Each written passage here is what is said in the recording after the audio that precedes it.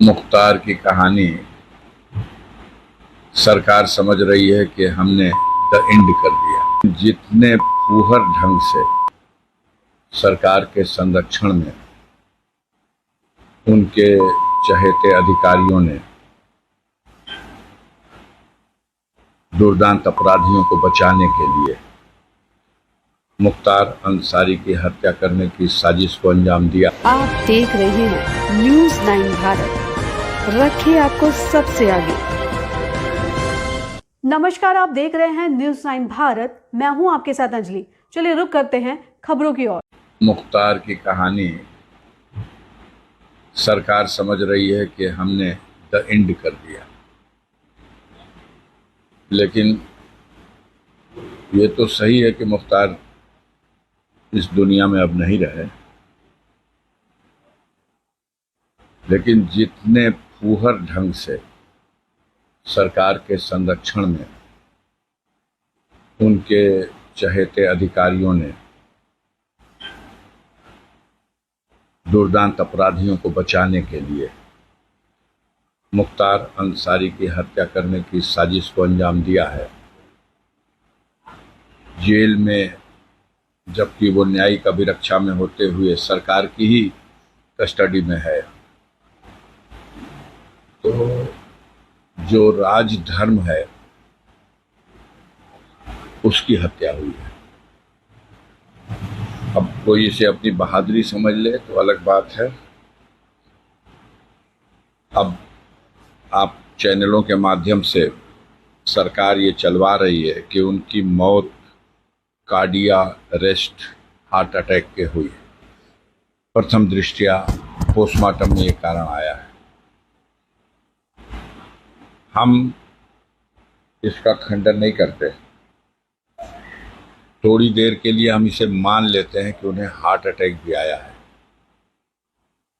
तो उस परिस्थिति में उनको पहुंचाने के लिए मेरा या जो परिजनों का आरोप है उसी वजह से ऐसा हुआ है। 19 तारीख को मुख्तार को जहर दिया गया, जेल में खाने में मिलाकर जहर दिया गया। मुख्तार ने खुद इसकी कंप्लेन न्यायालय में कराई। उनके वकील ने हमें भी बताया। हमने खुद जेल सुपरिटेंडेंट से टेलीफोन से बात की और उसने बताया कि हाँ, तबीयत खराब है। हम लोग डॉक्टर भी दो डॉक्टरों का पैनल बाहर से भी मंगाया है और जेल का डॉक्टर, ये 3 डॉक्टर उनका इलाज कर रहे हैं।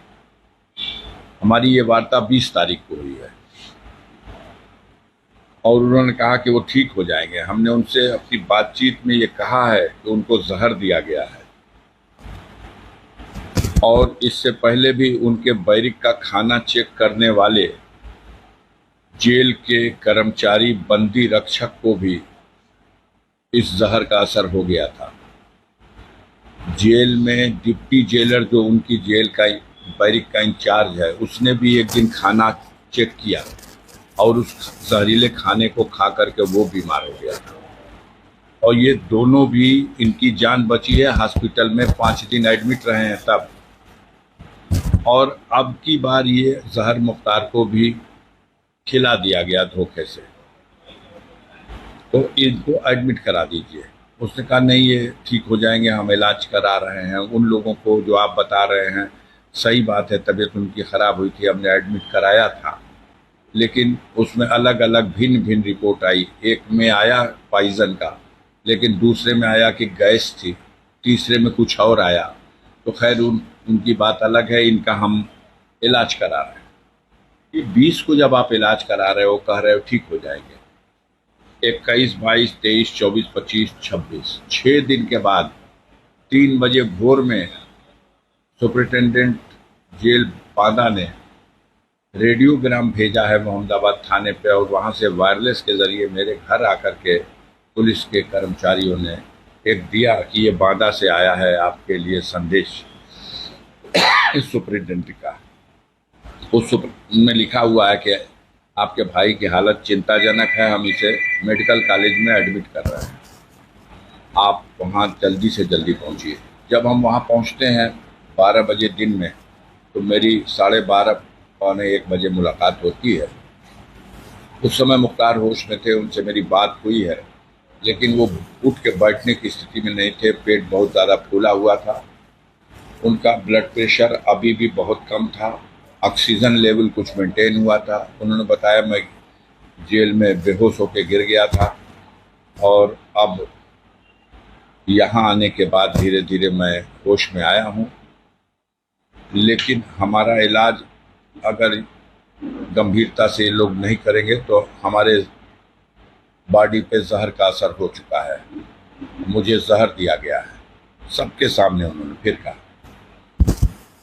हमने डॉक्टर से बात किया कि आप रिफ़र कर दीजिए लखनऊ इनको पीजीआई के लिए या किसी और हॉस्पिटल में। तो उन्होंने कहा कि हम 3 से 4 दिन में इनको खड़ा कर देंगे। हमने कहा ऐसा मत करना कि इतनी देर तक अपने यहाँ समय बिता दो कि कहीं जाके इलाज ना हो सके। डॉक्टर के धर्म का पालन करना, समय रहते रिफ़र कर देना अगर कंट्रोल में ना आ रहा हो तो। उसने कहा हम 3-4 दिन में खड़ा कर देंगे, आप आके फिर मिल लीजिएगा। और मैं वहाँ से चला और 2 घंटा हम सफ़र किए होंगे, इलाहाबाद क्रॉस कर गए। जब तक मुझे वहाँ वकील ने टेलीफोन किया कि भैया ये फिर मुख्तार भैया को लोग जेल भेज रहे हैं। हमने कहा क्या हुआ? तो सारे डॉक्टरों से लिखवाया गया है, कुछ सादे लिबास में अधिकारी आए हैं और सबसे लिखवा लिया है कि मुख्तार फिट है, मेडिकली फिट है, इन्हें स्वास्थ्य की लाभ की कोई आवश्यकता नहीं है, इनके शरीर में फिलहाल कोई रोग नहीं है, फिट। और व्हील चेयर पे बैठा के उनको व्हील चेयर ढंगरा के ले आके एम्बुलेंस में लाद के सुबह में 4 बजे हॉस्पिटल में एडमिट किया जाता है और आईसीयू में डाला जाता है जहां क्रिटिकल पोजीशन में मरीज हो।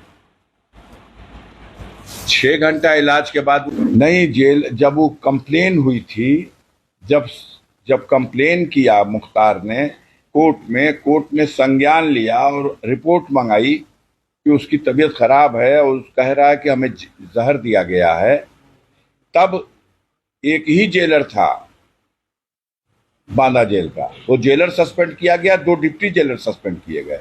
कि बात लीक कैसे हुई, उसके वकील से क्यों मुख्तार को मिलवा दिया गया, मुख्तार मिल करके अपना लेटर अपने वकील को कैसे दे पाया, इसलिए सस्पेंड किया गया। कि इस रहस्य को जेल के बाहर कैसे गया, इसलिए वो तीनों सस्पेंड किए गए। उनके हर गुनाह में आप सम्मिलित रहिए और एक जगह कहीं आपसे गलती हुई, सर आपका भी काट देंगे और आप ही से गुनाह भी कराएंगे। ये नीति है। अंतिम शव यात्रा के दिन उनके बड़े बेटे अब्बास अंसारी नहीं शामिल। दुर्भाग्य है सबके लिए, देश में कानून और व्यवस्था है। अब्बास कासगंज जेल में बंद हैं। उनकी कई 2-3-4 मुकदमा तो मऊ में चुनाव के दौरान उनके खिलाफ लिख दिया गया आचार संहिता उल्लंघन का। 2-3 मुकदमे और उनके ऊपर हैं। जब वो नेशनल चैंपियन हुआ था, गोल्ड मेडल मिला था उसको निशानाबाजी में, तो उसने अपने लाइसेंस को, जो यूपी का लाइसेंस था, दिल्ली ट्रांसफ़र करा लिया था। उसमें क्या कमियां रह गई उसको आधार बना के एक मुकदमा, एक वहाँ की लखनऊ की एक ज़मीन को लेके एक मुकदमा, एक गाज़ीपुर की किसी ज़मीन को लेकर मुकदमा, ये सब लिखवाया गया है। ज़्यादातर मामलों में उसकी जमानत हो गई है। 2 मामले ऐसे रह गए हैं जिसमें अभी एप्लीकेशन उसकी हाई कोर्ट में पेंडिंग है।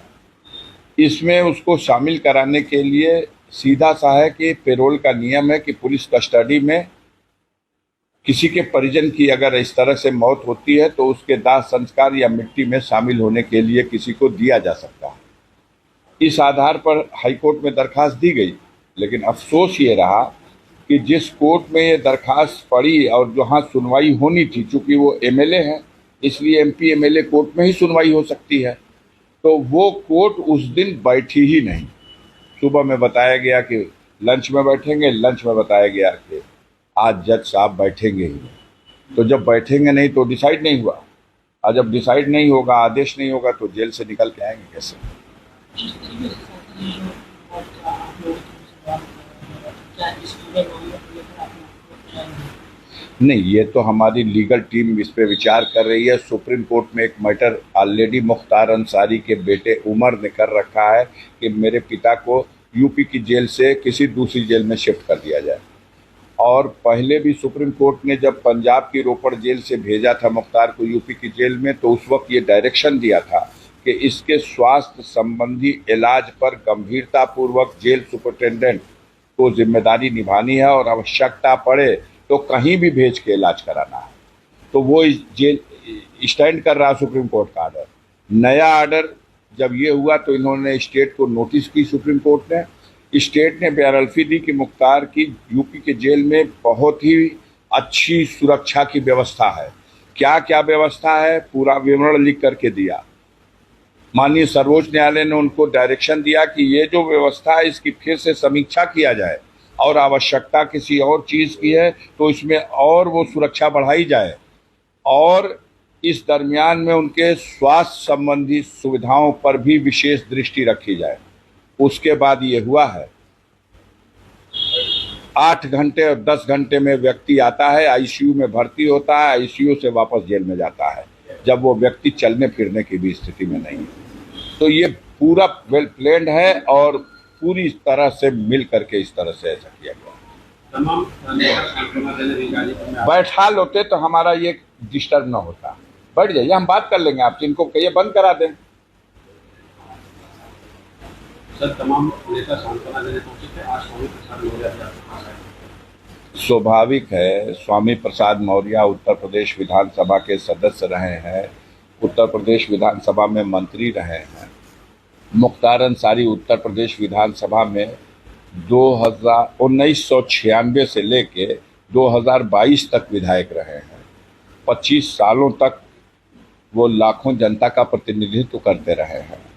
तो उनके एक सदन के सदस्य इतनी लंबी अवधि तक, बहुत दिनों तक उसी पार्टी में जिसमें स्वामी प्रसाद मौर्य थे उसी में मुख्तार अंसारी भी रहे हैं। तो एक ऐसी दुखद घटना है, आम लोग विचलित हैं और उसी कड़ी में स्वामी प्रसाद मौर्य भी अपनी संवेदना व्यक्त करने के लिए आए थे। 40वां कार्यक्रम का क्या स्पीच आप संचालित करेंगे?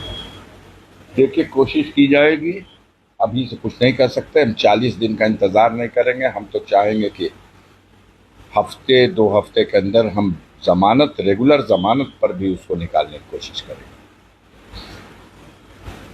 अभी के लिए फिलहाल इतना ही काफी।